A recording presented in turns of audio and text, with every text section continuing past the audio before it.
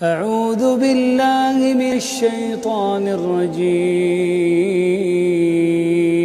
خود کا مقابلہ کسی سے نہ کرو، تم جیسے ہو بہترین ہو۔ اللہ نے سجدے میں ہی بے چین دلوں کی شفا رکھی ہے۔ تصور تو پھر تصور ہے، اللہ کے ایک اشارے پر تو حقیقتیں بدل جاتی ہیں۔ کچھ باتیں انسان کے بس میں نہیں ہوتی، کچھ باتوں کو اللہ کے سپرد کرنا پڑتا ہے۔ جب اللہ دینے پر آتا ہے تو وہ بھی دیتا ہے جو تمہیں دعاؤں سے بھی ممکن نہیں لگتا۔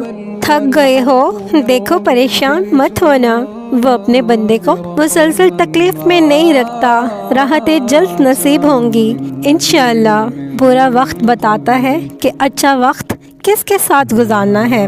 والدین کی دعائیں وہ عظیم نعمت ہے جو اپنی اولاد پر آنے والی ہر مصیبت کو روک دیتی ہیں۔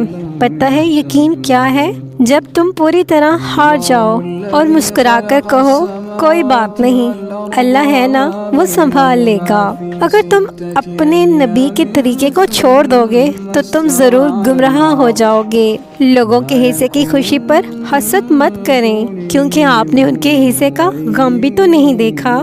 جس دن ہر طرف خوف اللہ ہوگا، اس دن یہ دنیا جنت سے کم نہ ہوگی۔ اللہ فرماتا ہے، میرے بندے اگر آج تو میرے تھوڑے دینے پر راضی ہو گیا تو حشر کے دن میں تیرے تھوڑے اعمالوں پر راضی ہو جاؤں گا۔ واحد اللہ کا در ہے جہاں بغیر بلاوے کے بھی چلے جاؤ تو شرمندگی نہیں ہوتی بلکہ سکون ملتا ہے۔ نماز کے لیے دنیا کو چھوڑ دو، لیکن دنیا کے لیے نماز کو نہیں چھوڑنا۔